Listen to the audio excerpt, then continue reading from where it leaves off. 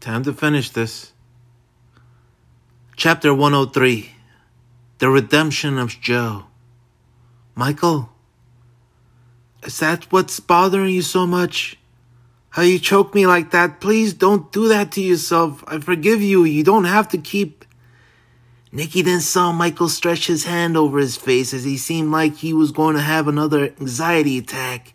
Oh, Michael, you didn't exactly have me choking to death. You barely had your hands around my neck for a couple of seconds before you freaked out like that at the hallway. I got more scared of you when you started screaming and crying afterwards than while physically attacking me.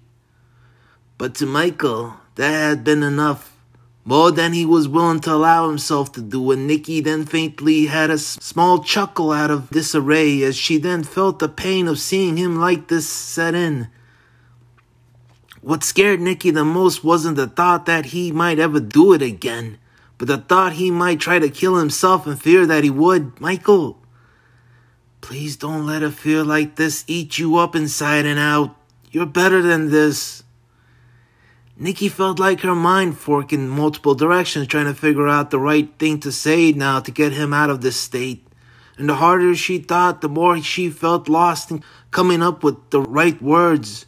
Nikki, I can't stop thinking about it. I can't believe I did that. Michael, it was nothing. Don't do this to yourself. I keep seeing myself doing it over and over again. I keep spinning it around and around again. I can't make it. Michael.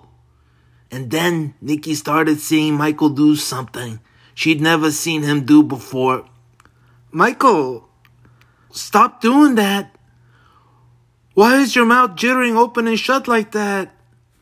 And then it started up more violently. Michael, stop! But it wasn't stopping. Please, please. But after a short session, Michael did stop and seemed to start to be at peace again. But then Michael was simply upset, profoundly upset over that whole thing of what just happened. Nikki, please don't abandon me again. Cried out Michael and seemed to be truly losing it now. Michael, I'm not going to, I don't know. I'm afraid I'm too crazy. Maybe it would be best if you, no, cried out Nikki, fearing the thought of losing him again. Michael then closed his eyes and went still as Nikki then looked up at the man and felt like she was seeing the child again that was whisking his head around in excitement from the story she had told him about Greasy. But now he looked like a child who had just understood his mother had abandoned him overnight without a word. And it pained to see him like this because she knew that was exactly what had happened to him at one point. And it was a moment in his life he had never been able to let go. Michael, please let go of these things. You are not a child anymore. These fears are things of children and you need to let go of them if you want to change. If you want to overcome them, you can't let them control you. Please do it for me. Nikki then smiled and began to think of Michael's future. Stop living in the hell that you're in now. Stop living in the past, Michael. You have a future. It's going to be in a place far from here, somewhere with me. Somewhere, hopefully, somewhere you can feel centered and somewhere to give you dreams, I promise. Nikki could have never imagined anyone wanting to be in a complete control under her because control for her had come to represent an ugly thing, a needy thing, an obsessive thing, something that was seriously crazy and wrong in her, as whatever craziness was wrong in Michael. Maybe there isn't anything wrong with being obsessive, as long as it's over something or someone that matters. And now it excited her beyond measure that he wanted that. It gave her a sense of peace in her heart because it meant there was also goodwill behind the nature of control, something Nikki only now was grasping. And wanting control meant he would then never abandon her as well. There was also another thing. Michael had conquered her using her own magic, and all she could feel now was overjoyed that he did. It brought her to her senses, and brought her to a better self. She felt the control Michael had on her now, and she realized she loved it too. Maybe there's good in control, something good in possessiveness, when there's compassion and pity involved. She realized now that how much she had wanted to give in to Michael all her life, going so far as to change herself completely, wanting him to control her as much as her wanting to control him. It really felt good. It felt exhilarating giving in like that and completely. To be wrapped around another person's finger, to be wrapped around another's sway, tempo, rhythm, and flow, because it gave you harmony. To be attached to another person's heart that pumped in blood and supported your being. So you still want me after everything I told you? Asked Michael. It was odd. Michael was smiling now. Nikki felt a complete 180 had gone through him from how he's seen before. This was now a polarizing experience, Nikki, said Michael as his eyes glimmered a bit. I feel like as long as I'm with you, none of that stupid crazy bullshit I was just talking about matters anymore. All that OCD, stupid mommy and daddy issues, a bunch of stupid crap I really don't need in my life. When I'm with you, it won't matter and can't even touch me. And hearing that, Nikki was at awe. She didn't need to say anything or do anything. Didn't need to manipulate Michael's emotions once, but still she had done something that Nikki was worrying might have been out of her league. Michael, are you alright? I'm better than alright. I feel great now, said Michael as he smiled. And Nikki now realized just how important a part she played in his life was. Even after all these years, it was as if they were destined for this, perfect for this. For her magic really was all that needed to make him feel better again. Michael, please don't be afraid that you'll... I know I won't, Nikki. I know I won't. What was that mouth opening and... But then Michael shook his head, smiled, and said, I guess that's something I have to now live with. Something I don't know how to explain. It's a part of me now. What? Gasped Nikki. It's something that I don't know, just came to me all of a sudden. But don't worry, it's not as troublesome as it seems. Nikki felt lost again. Okay, said Nikki, unsure. And then Michael needed a moment to reflect. Well, I'll tell you something else that night I now feel happy about. Unlike the one about that whole OCD business, I actually feel happy this time. And now Nikki was intrigued again. Nikki, I can't be the man I was before. Before I see how I was, and I don't believe in that violent nature I used to have. I mean, you know my violent nature, right? And that was something Nikki definitely did. Nikki, ever since that night, I feel like that part of me is not needed anymore. I don't need to be him anymore. I could be done with it. I don't want to hurt anyone anymore. Hurting them is like me hurting myself, and I don't understand the sense in that anymore. That aggressive side of me is finally maturing and no longer sees any sense to be that way. So now I know I can now be something better. How's that? Asked Nikki. 'Cause it scares me to go that far. And I'm glad that it does. 'Cause that means I won't. I see the wrong in it, and that is what scares me, because I don't want to wrong anyone anymore. And I'd rather be better than that now. Do you understand what I'm talking about? Asked Michael, seeming worried that he might be going over her head again. But Nikki now understood it completely and was happy to hear this. I still got a lot of shit I need to resolve in me. And I know now I can do it, but it's gonna take time, and I don't want to be alone. Not this time. It really seemed odd to Nikki. Michael was calm, at ease, and smiling now. Even though Nikki wasn't able to find the right words to say to change his spirit, she had still managed to do it without words, for she didn't need to.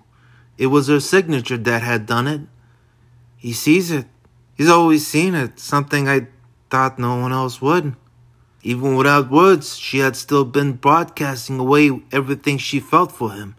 Thinking about his future, and Michael had picked it up. Michael now seemed to be departing from whatever madness inside him. Not back to his old self, but a newer self.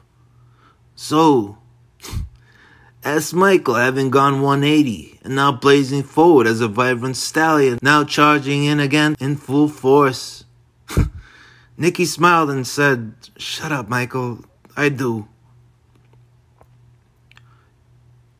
You're my only true pocket watch. Always have me hypnotized, dropping me onto my knees from your presence," expressed Michael with a compassionate smile. Nikki just rolled her eyes in glee, unsure of exactly what it meant, but it felt its meaning nonetheless.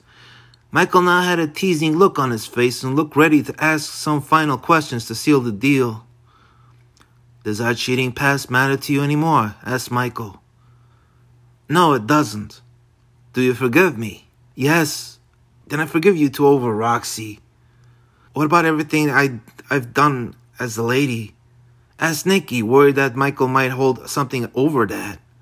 Michael just shook his head and said, "You and Madboy ever..." "No. With him, never." Michael then shrugged and shook his head again and said, "I don't care. That lady you were, that's still you, and I love you, and that's all that matters."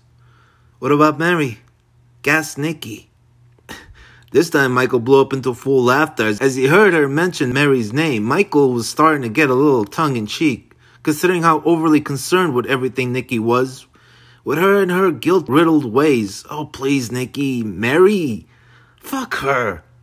I'd spite that bitch too. You don't know how vengeful she really is. And I'm saying this as her brother." Nikki rolled her eyes, realizing maybe she wasn't too far off about her. And they both busted out with a laughter. "Nikki, this is important now. This is the tricky question. Do you believe when I say I will never cheat on you again?" Nikki gasped. That was one question she now felt she really didn't want to think about. That question did worry her a bit, knowing how Michael was. "Please tell me that it does," asked Michael, while consolidating his next response. "I honestly don't want to think about that, Michael. I think that's something that's made me obsessively compulsive." "No, listen," stamped down Michael, showing that he was about to mean what he say. "I really believe I know I can go back to being that way like I was with Roxy the last time we were together, you and I feel like much of the problem came from a lot of stupid resentments and reservations we had for each other, having you never truly open up to me, considering how guilty you felt about our beginnings, and having me looking elsewhere in fears of abandonment because of it. But we're past that now. We're older, and I've come to understand that I can understand there can never be anyone but you for me. I've been with enough women to know they don't really make me feel happy. I did it to feel something I've always felt with you, accepted. But with you, I felt it in ways that always been magical, almost. And that's what I really want, magic, real magic, and the stuff I've only seen you have. And as for the Roxy matter, how she made you feel, honestly." Michael paused then, blazing out a smile now, 2 inches away from Nikki's face, and yet not close enough for Nikki's comfort. "Fuck Roxy. We shouldn't even be thinking about her again, since that's how little she matters to us now. That woman left me years ago, and you're still here after everything we've been through. You mean a billion times more to me than she ever did. Nothing against her personally, but fuck her and her sweethearted ways, now that I think about it. And also, I've never wanted a sweet girl. Just someone that'll be there for me. That's just what you think I've wanted. I don't want a sweet girl. I want a wild one. I want a wild one. I want a wild one. Not afraid of her sexuality and not afraid to show it. I want a perfect match of imperfect people like us. I take a supposedly manipulative vixen of the night like you, willing to stick it out to the end and love me any day, and then a flaky goody two-shoes like her that'll chicken out and tail it when life gets tough. Girls like her will never understand the definition of what it is to be alive, truly alive and in love, because they're too afraid of the pain that comes with it. They're pitiful almost." Nikki shook her head and smiled, felt like years of worrisome thought being wiped away clean. "So don't ever compare yourself to her and feel less, because she's the one that should feel less, comparing herself to you, to the size of your heart that's 1,000 times bigger and more loving and willing to wage it out through war and back. still willing to love again, more, 10 times stronger. Because unlike her, you understand there can never be a limit to it. It has to be unconditional. And that makes you a billion times more worthy and deserving than her in my book. Nikki paused a second and let his words set in. Began to tear up again as they did. Nikki looked inside herself then and realized Michael had just blown her stupid fucking 30-something mind away. She felt the foundation of what he meant. Tougher and harder than 50 Marines from Iwo Jima. Everything felt the 180 of how she was feeling before. Nikki then smiled as her eyes glistened a bit from the wetness. Got up and stood over Michael in a domineering and controlling manner, since it was pretty obvious who really wore the pants in this family. Seeing this, Michael cocked his head to one side and smiled, captivated by her presence. Can I just be yours again, Nikki? Yes. Can you control me again? Yes. Yes. Can I be under your spell again? Feel like being under the waves of Tahiti? Wow. What? You're really something else, Michael, commented Nikki, feeling the rush get to her. That made her blush. Michael got up too now and became his old self again, pounding in the vibes that he wanted to take this lady of the night right then and right there, and then pound in some more. Do you love me? Yes. Cried out Nikki with a bit of a moan on the side, feeling the sexual vibes of a vibrant stallion. They make me feel it too. Called out Michael as he began chewing his bottom lip. Nikki began chewing her lip too, but then looking around and realizing that what Michael might have been suggesting had to wait for another time. But instead, she knew there was something different she could do, something that drove Michael instantly wild and tame again by its whisper. Nikki took her hand, placed it over his heart, and began waiting for something to give. You feel it, Michael? Asked Nikki, turning her head to one side as she smiled. Michael's heart began jackhammering as he smiled, a spellbounded smile, feeling at peace. I'm glad Gabe was wrong about us, concluded Nikki, and then Michael's heart began to pound harder. Also, one of the convicts listening in while pretending he wasn't felt like a love song was required for the moment. Looking at his cassette tapes, he found a personal favorite and placed it into the beatbox.